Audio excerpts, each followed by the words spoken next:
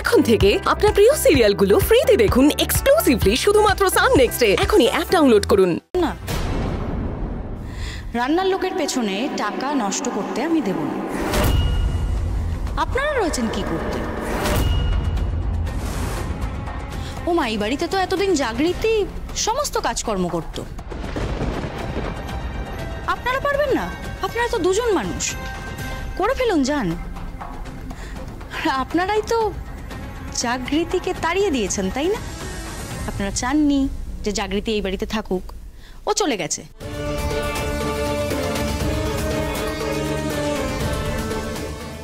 কিন্তু কি বলুন তো, ও চলে গেলেও ওর সাথে তো কাজগুলোকে নিয়ে যেতে পারিনি, ওগুলো তো রয়ে গেছে, ওগুলো তো আপনাদেরকেই করতে হবে, তাই না?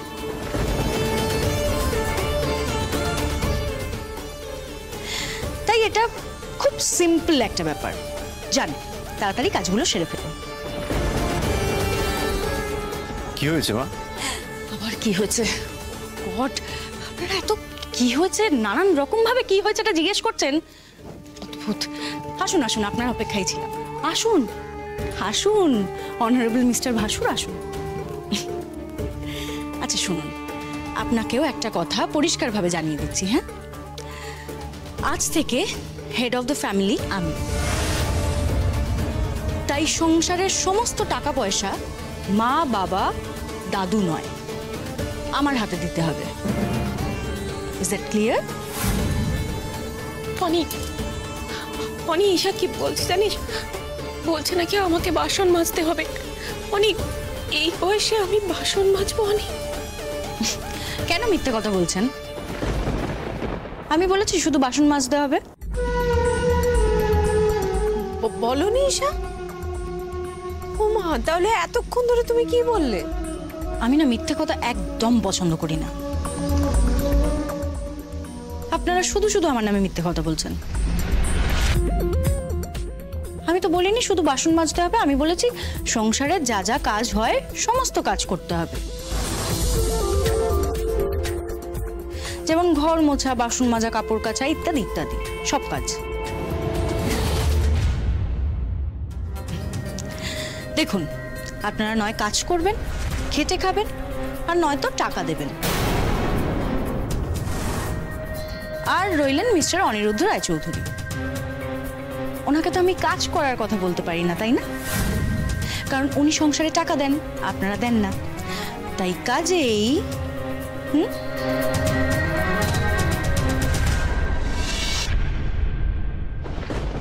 দেখুন, এখন পেশেন্ট পার্টি এইটা নিয়ে আমাদের কাছে হাজারটা প্রশ্ন করবে, তার উত্তর আপনি দেবেন তো? শুনুন, আপনি তো ওনার কোনো ফ্যামিলি মেম্বার বা রিলেটিভস নন, তাই আপনি আর ওনার সাথে দয়া করে দেখা করতে আসবেন না, এটা আমরা আপনাকে স্ট্রিক্টলি জানিয়ে দিলাম। সম্ভব আপনারা যদি কোনোভাবে আমাকে ওনার সঙ্গে দেখা করতে না দেন, তাহলে আমি আইনের ব্যবস্থা নেব। আমার যেখানে যেখানে যাওয়ার আমি যাব,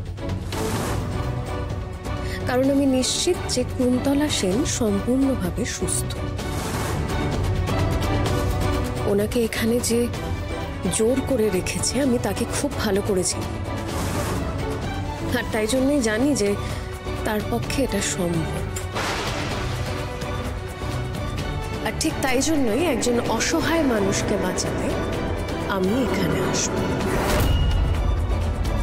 দরকার হলে বারবার আসব। ঠিক আছে, দেখুন উনি আপনার সাথে কথা বলেন কিনা।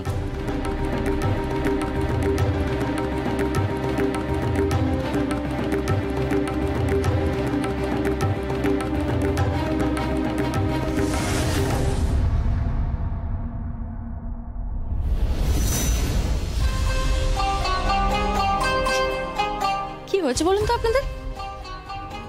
এরকম ভাবে সবাই হাঁ করে তাকিয়ে আছেন আমার দিকে কেন? না মানে এখানে তো কোনো নাটক চলছে না, বা আমি কোনো নাটকে অভিনয় করছি না, তাহলে? আরে বাবা, এত কাজ পড়ে আছে, যান তাড়াতাড়ি, কাজগুলো করতে হবে তো নাকি? যান যান। নাটক হচ্ছে না এখানে কোনো, এখানে বাড়াবাড়ি হচ্ছে। তোমার সাহসটা বাড়তে বাড়তে লিমিট ক্রস করে গেছে। একদম ঠিক ধরেছেন, সাহস। হ্যাঁ, সাহস তো আমার আছে, এটা আমিও জানি। আর সাহস আছে বলেই আমি এই রায় চৌধুরী বাড়িতে আবার ফিরে আসতে পেরেছি। আমাদের সাথে এই ব্যবহারটা কেন করছো বুঝতে পারছি না আমি। আমি তো আপনাদের সাথে সম্মান দিয়ে কথা বলছি, খারাপ ব্যবহার তো করিনি না। শিলার মতন ব্যবহার করছি। শিলা এই বাড়ির সমস্ত কাজকর্ম করে, ওকে আমরা তুই তোকারি করে কথা বলি। আমি কি সেই ব্যবহারটা আপনাদের সাথে করছি? আস্তে কথা বলুন। এই সকাল সকাল না চিৎকার চেঁচামেচি আমার মোটেই পছন্দ নয়, কারণ এমনিতেও চা কফি খাইনি, ব্রেকফাস্টও হয়নি। তুমি কি ভেবেছো ঈশা? জাগৃতি বাড়ি ছেড়ে চলে গেছে বলে তুমি আমাদের মাথার ওপর ছড়ি ঘোরাবে? অবভিয়াসলি। এটা আবার কোনো প্রশ্ন হলো?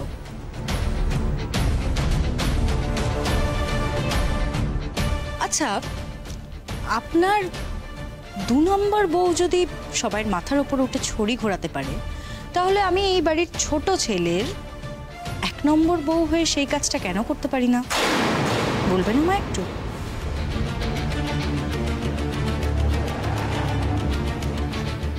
জাগৃতি তো এতদিন সবাইয়ের মাথার ওপরে উঠে ছড়ি ঘুরিয়েছে, তখন তো আপনারা তাকে কিছু বলেননি। কেন বলেননি?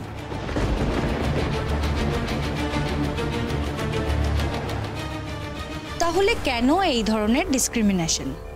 কেন? এটাকে কি বলে জানেন? এটাকে বলে হিপোক্রিসি।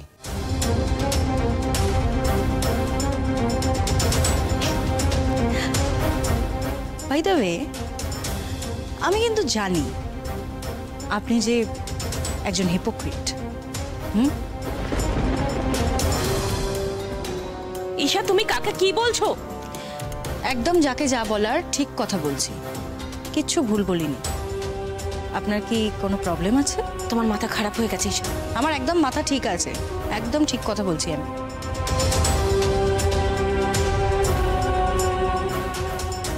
শুনুন, একটা কথা না আমি সবাইকে পরিষ্কার করে জানিয়ে দিচ্ছি, কান খুলে শুনে নিন। আজ থেকে আমি যেটা বলবো সেটাই হবে।